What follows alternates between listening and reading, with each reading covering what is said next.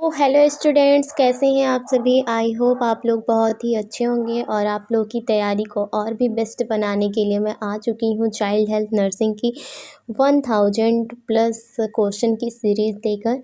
तो ये सीरीज ऐसे ही कंटिन्यू चलती रहेगी। अगर आप लोग इसमें कोई डाउट है या फिर आप लोगों को थ्योरी की कोई भी क्लास लेनी है एएनएम फर्स्ट ईयर या सेकेंड ईयर से कोई भी कोर्स, आपको कोई भी टॉपिक्स नहीं समझ में आता है तो आप लोग प्लीज़ कमेंट में बताया करिए कि कौन सी टॉपिक नहीं समझ में आ रही है।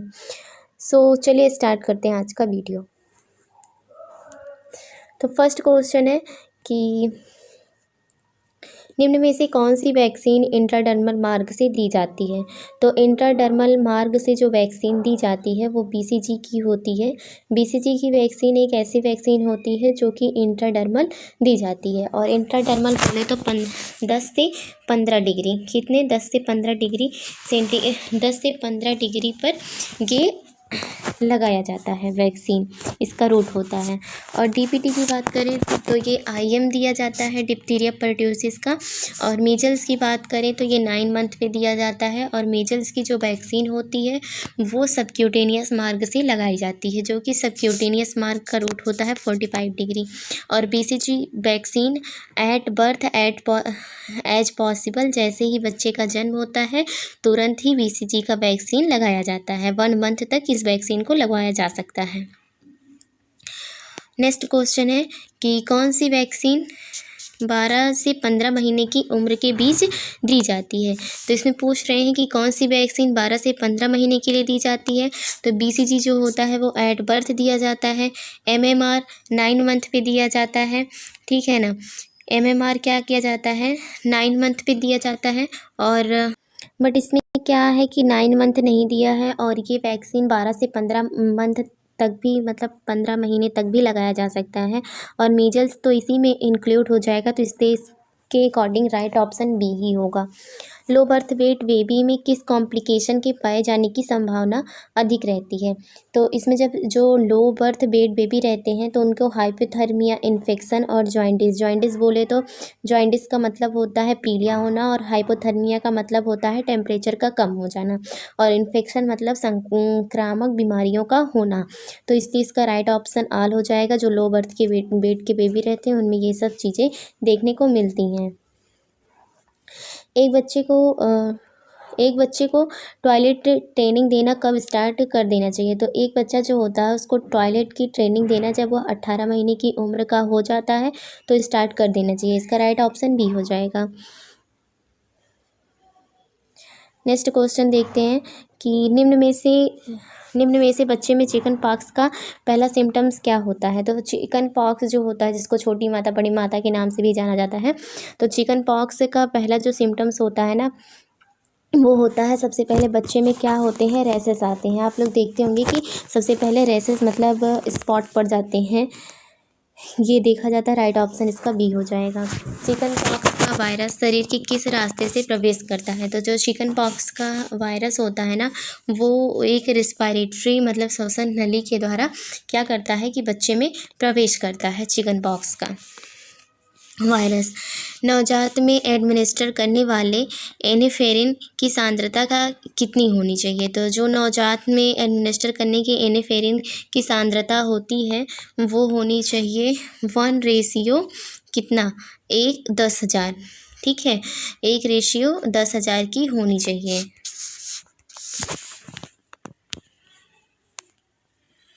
नेक्स्ट क्वेश्चन है कि एक बच्चे के लिए प्रतिदिन विटामिन डी की कितनी मात्रा आवश्यक होती है।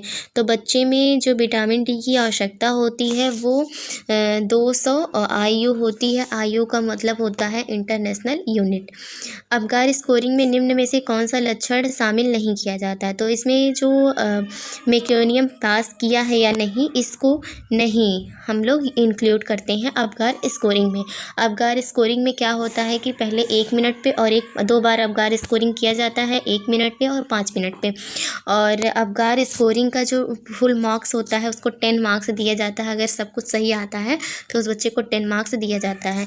नॉर्मल जो होता है 8 से अगर 10 के बीच में किसी बच्चे का स्कोर आता है तो वो नॉर्मल बेबी माना जाता है। लेकिन 8 से अगर कम आता है तो उसको क्या करते हैं, की क्रिटिकल केस माना जाता है। नेक्स्ट है 1 लीटर ORS में सबसे अधिक मात्रा किस लवण की होती है। तो 1 लीटर जो ORS होता है ना, उसमें सबसे ज़्यादा सोडियम साइट्रेट की मात्रा होती है। किसकी मात्रा होती है? सोडियम साइट्रेट की मात्रा सबसे ज़्यादा होती है। नेक्स्ट क्वेश्चन है ओरल पोलियो। और अगर आप लोग ये जो गवर्नमेंट की तरफ से मिलता है ना ORS का घोल, इसमें तो सबसे ज़्यादा NaCl ही रहता है, क्योंकि मुझे लगता है पूरा नमक का ही जैसा लगता है। मैं तो टेस्ट की हूँ तो उसमें लगता है पूरा नमक ही पड़ा हुआ है। ओरल पोलियो वैक्सीन की खोज किसने की थी? तो ओरल पोलियो जो वैक्सीन थी उसकी खोज किसने की थी? साबिन ने की। जॉन्स ओरल पोलियो वैक्सीन की खोज तो जॉन साल्क ने किया था। तो इसका जो राइट ऑप्शन होगा ना वो साबिन होगा, क्योंकि ओरल पोलियो वैक्सीन जो था उसकी खोज साबिन ने किया था, जबकि पोलियो वैक्सीन की खोज जॉन साल्क ने किया था। तो इसमें ओरल पोलियो पूछा, इसलिए इसका राइट ऑप्शन साबिन होगा। आयरन डिफिशियंसी एनीमिया के लक्षण है। तो आयरन की कमी की वजह से जब एनीमिया रोग होता है तो उसके सबसे कॉमन सिम्टम्स से क्या होता है, ये पूछ रहा है। तो इसका राइट ऑप्शन हो जाएगा उपयुक्त सभी, क्योंकि पेल स्किन, कंजक्टिवा और थकान होना, बच्चे की वृद्धि का रुक जाना, ये सब चीज़ें देखी जाती हैं आयरन डेफिशिएंसी में। तो इसका राइट ऑप्शन उपयुक्त सभी हो जाएगा। नेक्स्ट क्वेश्चन को देखते हैं कि क्या कह रहा है। निम्न में से कौन सा सिम्टम्स ORS में नहीं होता है? कौन सा एक लवण है जो ORS में नहीं होता है? मतलब ORS का फुल फॉर्म होता है ओरल रिहाइड्रेशन सॉल्यूशन, जो कि जब बच्चे में डायरिया होता है तो उसके लिए सबसे बेस्ट इलाज जो होता है वो ORS का ही होता है। क्योंकि डिहाइड्रेशन में क्या होता है कि उसमें लवण और वाटर की कमी हो जाती है, जिसको ORS बहुत अच्छे तरीके से कंप्लीट करने में योगदान देता है। तो इसका राइट ऑप्शन जो होगा वो होगा कि कैल्शियम क्लोराइड नहीं होता है। ORS के घोल में कैल्शियम क्लोराइड नहीं होता है। निम्न में से कौन सी वैक्सीन जन्म के समय दी जाती है? तो जन्म के समय जो वैक्सीन दी जाती है वो BCG होती है। निम्न में से चिकन पॉक्स का कारण क्या है? तो इसमें वायरस के लिए पूछ रहा है कि चिकन पॉक्स किस वायरस की वजह से होता है। तो ये होता है वेर्सिलियोला जोस्टर वायरस की कमी की वजह से होता है ये। और ये बॉर्डेला पॉर्ट्यूसिस जो होता है ये कुकर खांसी के लिए ये वायरस कॉज करता है। क्या करता है? बॉर्डेला पर्ट्यूसिस की वजह से कुकर खांसी रोग होता है। और ये मैक्सोवायरस पैराडोटिस जो होता है इसकी वजह से मम्प्स का रोग होता है, इस वायरस की वजह से। 1 लीटर ORS में पोटेशियम क्लोराइड कितनी होती है? तो पोटेशियम क्लोराइड की मात्रा को पूछ रहा है कि कितना होता है। तो 1.5 ग्राम ORS में पोटेशियम क्लोराइड की मात्रा होती है। टाइफाइड एवं कॉलेरा के टीके किस प्रकार के हैं? तो टाइफाइड और कॉलेरा के जो टीके हैं वो किल्ड वैक्सीन में आते हैं, उनको किल्ड वैक्सीन के फॉर्म में रखा जाता है। निम्न में से कौन सी कंबाइंड वैक्सीन नहीं है? तो कंबाइंड वैक्सीन देखो, जब 2 या 2 से अधिक वैक्सीनों को हम एक साथ मिला कर देते हैं, एक साथ उनको देते हैं तो उनको ही हम क्या कहते हैं? Combined vaccine.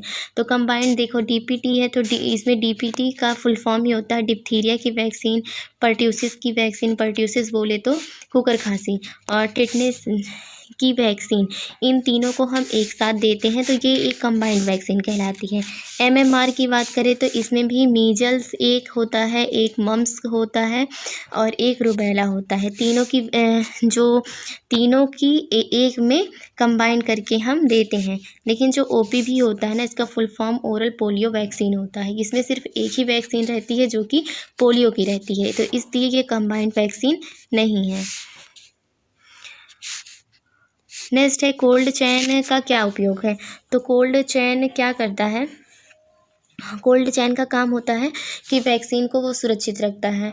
क्या करता है? वो वैक्सीन को सुरक्षित रखता है। और वैक्सीन को जैसे देखो अभी फ्रीज ही है तो वो क्या काम करेगा कि अगर जैसे हम खाना बना कर रख देते हैं फ्रिज में तो हमारे खाने को वो सुरक्षित रखता है। इसी प्रकार कोल्ड चेन होता है, वो भी उसमें भी बर्फ़ रहते हैं, तो जितनी भी वैक्सीन होती हैं उनको ख़राब होने से बचाता है, अर्थात वैक्सीन को सुरक्षित रखने के लिए काम में लिया जाता है।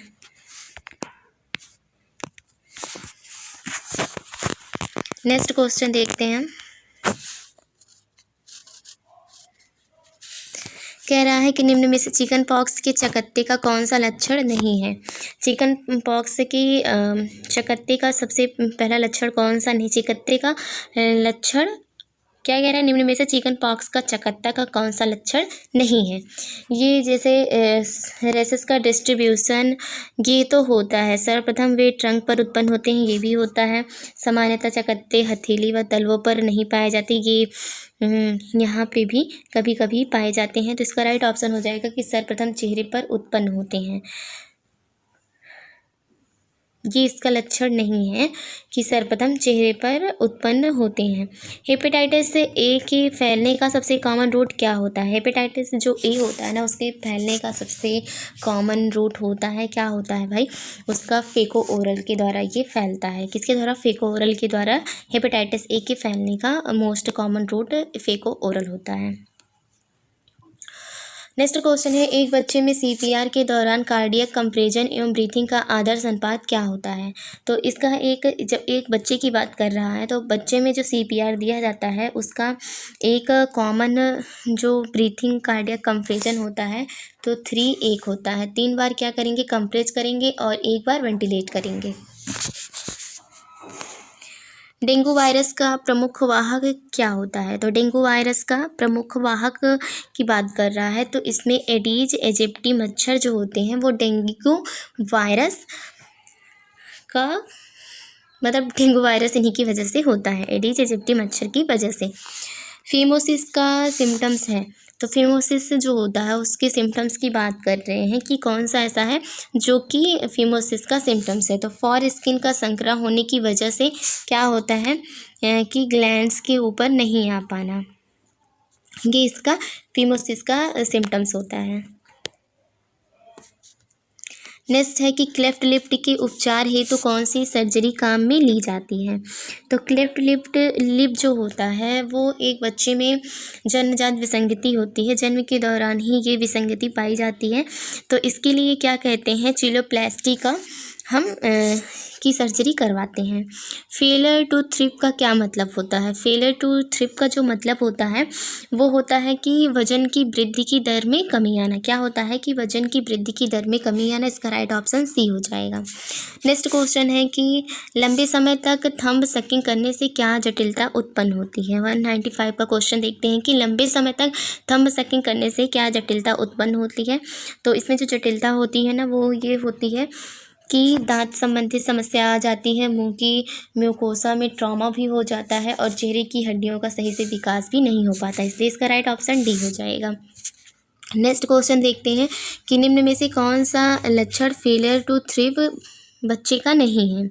तो इसमें जो राइट ऑप्शन होगा उसको देखते हैं हम। बताइए भाई कौन सा राइट ऑप्शन इसका होगा। तो इसका राइट ऑप्शन हो जाएगा कि बच्चे की लंबाई का कम होना, ये इसका लक्षण नहीं है। नेक्स्ट क्वेश्चन है, निम्न में से कौन सी संक्रामक बीमारी रुबेला के नाम से भी जानी जाती है। तो रुबेला के नाम से जो बीमारी जानी जाती है वो कौन सी है, वो मीजल्स को हम रुबेला के नाम से भी जानते हैं। किसकी वजह से, मीजल्स को हम रुबेओला के नाम से भी जानते हैं। नेक्स्ट क्वेश्चन है, निम्न में से कौन सी वायरल संक्रमण बीमारी है। तो वायरल संक्रामक बीमारी पूछ रहा है कि कौन सी इसमें ऐसी बीमारी है जो वायरल संक्रामक बीमारी है। तो इसमें जो वायरल संक्रामक बीमारी है वो डिप्थीरिया है। कौन सी है, डिप्थीरिया है। हाँ डिप्थीरिया,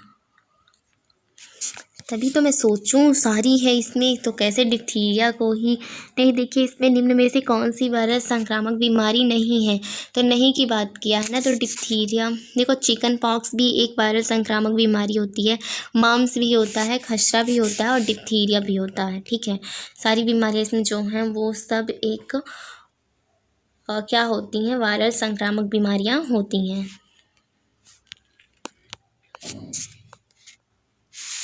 निम्न में से कौन सा टेटनस न्यूट्रम। नेक्स्ट क्वेश्चन है कि निम्न में से कौन सा टेटनस न्यूनेट्रम की रोकथाम का उपाय नहीं है। तो इसका जो राइट ऑप्शन हो जाएगा ना वो होगा कि पेनिसिलिन नामक एंटीबायोटिक, तो इसका कोई भी इसमें वो नहीं रोल नहीं रहता है। टीटी का इंजेक्शन का रोल रहता है। 5 क्लीन नियम का पालन करना, ये भी टिटनेस की रोकथाम के लिए ज़रूरी है। और गर्भावस्था के दौरान टीटी ये भी ज़रूरी है, लेकिन पेनिसिलिन नामक एंटीबायोटिक देना ये इसका कोई इलाज नहीं होता है, इसमें कोई रोल नहीं होता है। नेक्स्ट क्वेश्चन है कि निम्न में से कौन सा हेपेटाइटिस सीरम हेपेटाइटिस के नाम से भी जाना जाता है।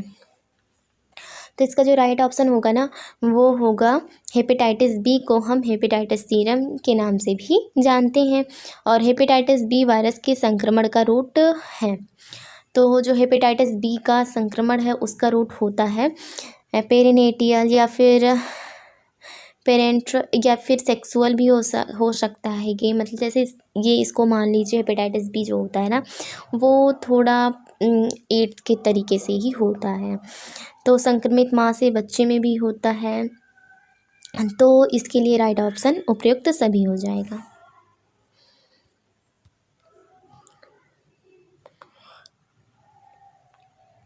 नेक्स्ट क्वेश्चन देखते हैं। थ्रोम्बोसाइटोपेनिया, इंक्रीज्ड हेमेटोक्रिट वैल्यू एवं पॉजिटिव टॉर्निक्स टेस्ट किस बीमारी के लक्षण हैं। तो इसका राइट ऑप्शन कौन सा हो जाएगा। तो इसका राइट ऑप्शन होगा कि डेंगू के ये सब बीमारी के लक्षण हैं। किसके? डेंगू के। ऐसा क्षेत्र जहां डेंगू हेमोरैजिक फीवर आम हो, वहां डेंगू के मरीज को एस्प्रिन नहीं देनी चाहिए। क्यों? तो इसका राइट ऑप्शन जो होगा ना, वो होगा कि यहाँ ब्लीडिंग उत्पन्न कर सकती है। पहली बात तो जो एस्प्रिन होती है, एस्प्रिन में वो मेडिसिन होती है, वह ब्लीडिंग उत्पन्न कर सकती है और वो गैस्ट्रेटिक उत्पन्न कर सकती है और एसिडोसिस भी उत्पन्न कर सकती है। इसलिए इसका राइट ऑप्शन उपयुक्त सभी होगा। 1 लीटर ORS में क्लोराइड की मात्रा कितनी होती है। सो ORS इज़ मोस्ट इम्पॉर्टेंट। और ORS में कौन सी चीज़ें कितनी मात्रा में कौन से लवण होते हैं, इनको आपको याद करना बहुत ज़रूरी है। तो इसमें अभी मैंने कल भी बताया था कि 65 मोल होते हैं। तो इसका राइट ऑप्शन बी हो जाएगा। और ORS को आपको बहुत अच्छे तरीके से पढ़ना है, क्योंकि ORS बहुत बार पूछा जाता है। अब चलते हैं अपने टेस्ट की तरफ। फर्स्ट क्वेश्चन है,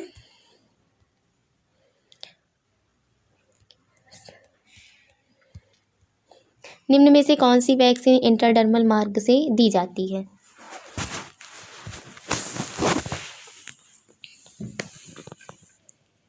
नेक्स्ट क्वेश्चन, निम्न में से कौन सी वैक्सीन 12 से 15 महीने की उम्र में दी जाती है।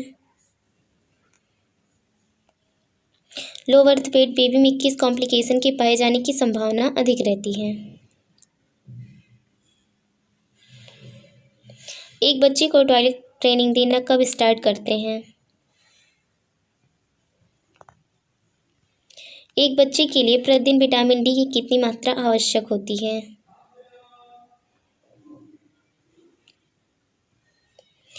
अपगार स्कोरिंग में निम्न में से कौन सा लक्षण शामिल नहीं किया जाता।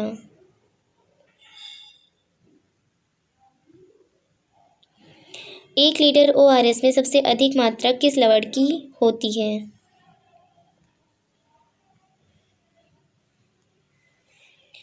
निम्न में से कौन सा लक्षण ORS में नहीं होता है। सॉरी, कौन सा लवण नहीं होता। निम्न में से कौन सी वैक्सीन जन्म के समय दी जाती है। निम्न में से चिकन पॉक्स का कारण क्या है।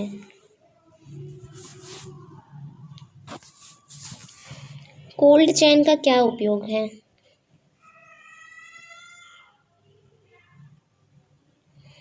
निम्न में से कौन सी कंबाइंड वैक्सीन नहीं है।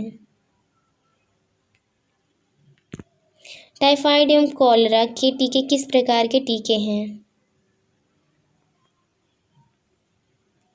1 लीटर ORS में पोटेशियम क्लोराइड की मात्रा कितनी होती है।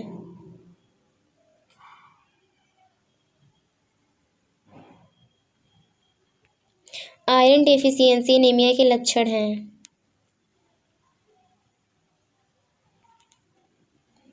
ओरल पोलियो वैक्सीन की खोज किसने की थी। किस एज ग्रुप में पोलियो सबसे अधिक पाया जाता है।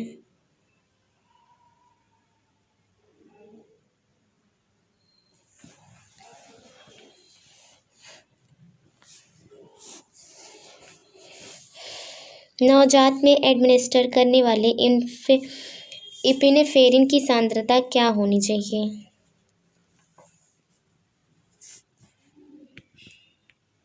चिकन पॉक्स का वायरस शरीर में किस रास्ते से प्रवेश करता है? निम्न में से बच्चे में चिकन पॉक्स का पहला सिम्टम्स क्या है?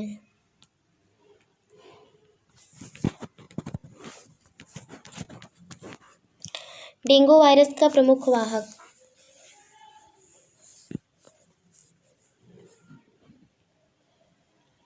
फीमोसिस का सिम्टम्स?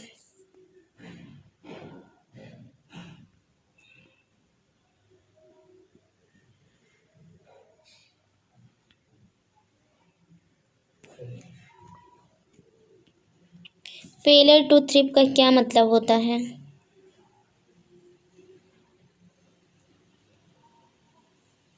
बच्चे में कौन सा लक्षण फेलियर टू थ्रिव वाले बच्चे का नहीं है?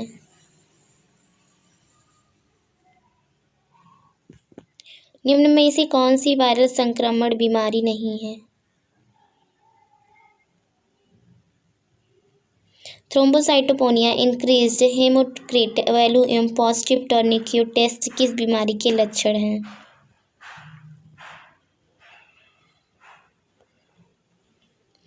ऐसा क्षेत्र जहां डेंगू हेमोरैजिक फीवर आम हो वहां डेंगू के मरीज को एस्पिरिन नहीं देनी चाहिए। क्यों?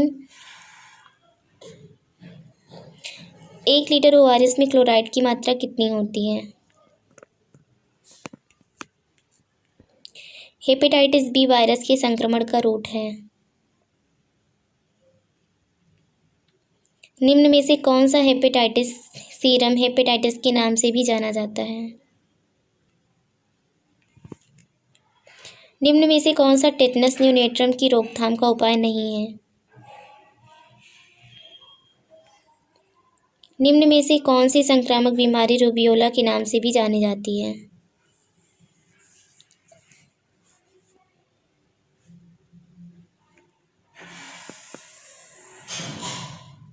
तो ये जो जर्मन मीजल्स होता है उसको रुबेला के नाम से जाना जाता है। जर्मन यहाँ पे नहीं लिखा है। लंबे समय तक थंब सकिंग करने से क्या जटिलता उत्पन्न होती है?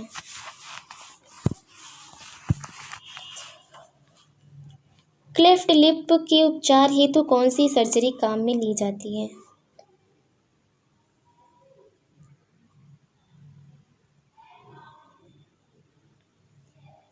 एक बच्चे में सीपीआर के दौरान कार्डियक कंप्रेशन एवं ब्रीथिंग का आदर्श अनुपात क्या होना चाहिए?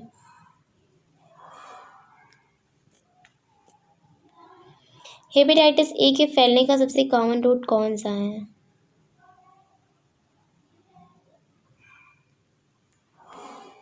निम्न में से चिकन पॉक्स के चकत्ते का कौन सा सिम्टम्स नहीं है?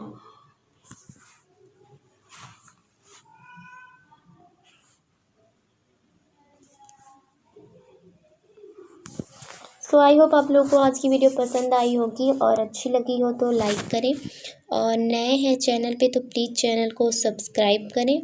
और आप लोगों को और कौन सी वीडियो अच्छी लगती है या फिर कौन सी वीडियो और चाहिए, इन सब पे भी आप कमेंट में ज़रूर बताएं। तब तक के लिए जय श्री राम और आप लोग अपनों का और अपना ख्याल रखिए। ठीक है, तो मिलते हैं नई वीडियो के साथ। और 2 जनवरी को लाइव आऊँगी मैं, तो आप लोग के जितने भी डाउट्स हैं आप 2 जनवरी को पूछ सकते हो। ठीक है, so thanks for watching the video.